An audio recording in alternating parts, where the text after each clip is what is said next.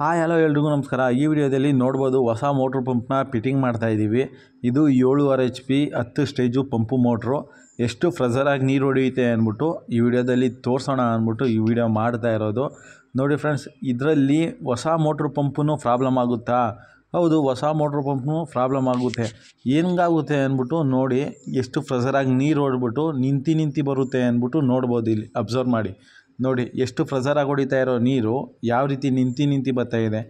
ಏನಪ್ಪ ಪ್ರಾಬ್ಲಮ್ಮು ಎಲ್ಲ ಹೇಳ್ತಾರೆ, ಬೋರ್ವೆಲಲ್ಲಿ ನೀರು ಕಮ್ಮಿ ಆಗಿದೆ, ಬೋರ್ವೆಲಲ್ಲಿ ನೀರು ಕಮ್ಮಿ ಆಗಿದೆ ಅಂತ. ಆದರೆ ಇದು ಬೋರ್ವೆಲಲ್ಲಿ ನೀರು ಕಮ್ಮಿ ಆಗಿಲ್ಲ, ನೀರು ಚೆನ್ನಾಗೇ ಇದೆ. ಬೋರ್ವೆಲಲ್ಲಿ ನೀರು ಕಮ್ಮಿ ಆದರೆ ಏನು ಮಾಡ್ಬೇಕು ಹೇಳಿ? ಫುಲ್ಲು ಪ್ರೆಷರಾಗಿ ಎತ್ತಿ ಬಿಸಾಕ್ಬಿಟ್ಟು ಡ್ರೈ ರನ್ ಆಗಬೇಕು. ಆದರೆ ಇದು ಆ ರೀತಿ ಆಗಲ್ಲ. ನೀರು ಬರೋದು ಹೋಗೋದು ಮಾಡುತ್ತೆ. ನೋಡಿ ಯಾಕೆ ಈ ರೀತಿ ಆಗ್ತಾಯಿದೆ ಅಂದರೆ, ಪಂಪು ಮೋಟ್ರು ಜಾಮ್ ಆಗಿದೆ. ಆದರೆ ಇದರಲ್ಲಿ ಪಂಪು ಜಾಮ್ ಆಗಿಲ್ಲ, ಮೋಟ್ರ್ ಜಾಮ್ ಆಗಿದೆ. ಏನಪ್ಪ ಹೊಸ ಮೋಟ್ರ್ ಪಂಪೇ ಜಾಮ್ ಆಗುತ್ತೆ ಅಂತ ಕೇಳ್ಬೋದು ನೀವು. ಹೌದು ಸರ್, ಹೊಸ ಮೋಟ್ರ್ ಪಂಪು ಜಾಮ್ ಆಗುತ್ತೆ. ಯಾಕಂದರೆ ಇವಾಗ ಬರ್ತಾ ಇರೋ ಮೋಟ್ರ್ ಪಂಪಲ್ಲಿ ಅರ್ಧ ಗನ್ಮೆಟ್ಲು, ಅರ್ಧ ರಬ್ಬರ್ ಬುಸ್ ಹಾಕ್ತಾಯಿದ್ದಾರೆ. ಅದಕ್ಕೆ ಆ ರಬ್ಬರ್ ಬುಸ್ಗಳು ಬಿಗಿಯಾಗಿ ಇಟ್ಕೊಂಡು ಬಿಡುತ್ತೆ. ಫುಲ್ ಜಾಮ್ ಆಗೋಗಿದೆ. ನಾನು ವೀಡಿಯೋ ಮಾಡೋಕ್ಕಾಗಿಲ್ಲ, ಅದು ನಮ್ಮ ಹುಡುಗನ ಕಳಿಸಿದೆ. ಆಮೇಲೆ ನಾನು ಹೋಗಿ ನೋಡಿಬಿಟ್ಟು ಸ್ವಲ್ಪ ವೀಡಿಯೋ ಮಾಡ್ಕೊಂಡಿದ್ದು ಅಷ್ಟೇ.